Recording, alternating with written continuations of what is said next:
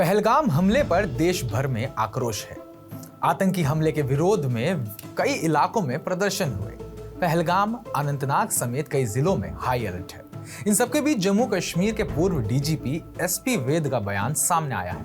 उन्होंने हमले की निंदा करते हुए इसे पुलवामा 2 बताया है। इसके पीछे उन्होंने पाकिस्तानी आर्मी चीफ आसिम मुनीर को जिम्मेदार ठहराया है। जिस तरह का टेरर इंसिडेंट हुआ, ये मैं कहता हूँ पुलवामा 2 मोमेंट है हमारी। किस तरह से जो टूरिस्ट हैं उनका धर्म पूछा गया, उनको कलमा पढ़ने के लिए कहा गया, उसके बाद उन पर हमला किया गया। ये कोई इंसिडेंट नहीं है कि आसिफ मुनीर पाकिस्तान आर्मी चीफ 2 दिन पहले ही इस तरह की बातें करता है और उसी के गुर्गे यहाँ इस तरह की वारदात करते हैं। ये कोई नॉर्मल टेररिस्ट नहीं है, ये पाकिस्तान आर्मी एसएसजी के लोग हैं। वो टेररिस्टों का बेस बना के अंदर आए हुए हैं।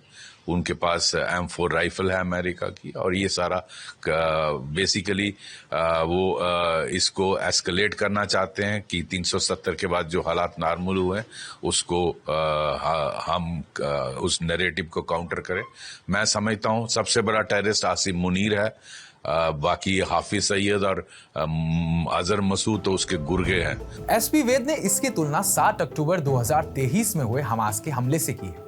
उनका कहना है भारत को भी इस आतंकी हमले का ठीक उसी तरह जवाब देना चाहिए जैसे इजराइल ने हमास को दिया था। अरे हमारा रिस्पांस जिस तरह से इजराइल की 7 अक्टूबर का हमास अटैक हुआ था, ये उस तरह का अटैक है। हमास की कोई इंसिडेंट नहीं है कि हमास का लीडर वहां जाता है और पीओके में एलईटी के लोगों को मिलता है। इसको मुझे लगता है ये उस तरह की साजिश है, और इसका रिस्पांस भी जिस तरह इजराइल का रिस्पांस था उस कोटि का होना चाहिए। और हमें पाकिस्तान आर्मी की कमर तोड़ने के लिए कदम उठाने चाहिए। जितने भी ट्रेनिंग कैंप हैं उनको उड़ाना चाहिए, और जो लोग अंदर आए हैं पिन पॉइंटेड इंफॉर्मेशन पे इनके खिलाफ ऑपरेशन लॉन्च करके इनको न्यूट्रलाइज करना चाहिए। पहलगाम हमले के बाद केंद्र सरकार एक्शन मोड पर है। प्रधानमंत्री मोदी सऊदी अरब का दौरा बीच में ही छोड़कर लौट आए। वहीं गृह मंत्री अमित शाह हमले के फौरन बाद जम्मू कश्मीर के लिए रवाना हुए। 22 अप्रैल को उन्होंने घटनास्थल का हवाई सर्वे किया, साथ ही घायलों से मिलने अनंतनाग के अस्पताल पहुंचे। गृह मंत्री ने हमले में मारे गए लोगों को श्रद्धांजलि भी दी। इधर नई दिल्ली में हाई लेवल मीटिंग का दौर जारी रहा। रक्षा मंत्री राजनाथ सिंह ने तीनों सेना प्रमुखों के साथ बैठक की। इसके बाद Chief of Defence Staff Anil Chauhan ने भी तीनों आर्मी चीफ के साथ मीटिंग की। बैठक के बाद रक्षा मंत्री राजनाथ सिंह ने प्रेस कॉन्फ्रेंस की। उन्होंने जल्द से जल्द हमले का जवाब देने की बात कही। सुनिए उनका क्या कहना है। टेररिज्म के खिलाफ हमारी जीरो टॉलरेंस की पॉलिसी है।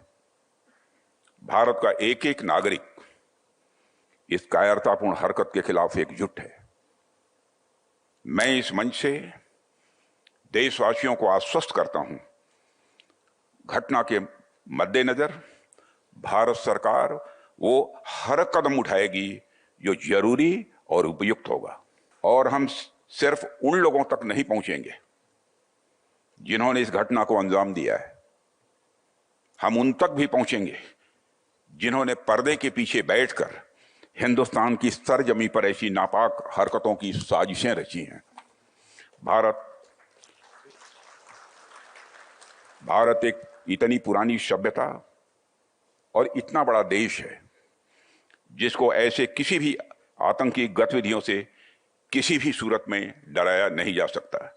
ऐसी हरकतों का जिम्मेदार और इसके जिम्मेदार लोगों को आने वाले कुछ ही समय में जोरदार तरीके से नजर आएगा। मैं देशवासियों को आश्वस्त करना चाहता हूं। इस पूरे वाक्य पर आपका क्या कहना है कमेंट बॉक्स में कमेंट करके हमें जरूर बताइएगा, और ताजा अपडेट्स पाने के लिए TV9 भारतवर्ष को सब्सक्राइब कीजिएगा।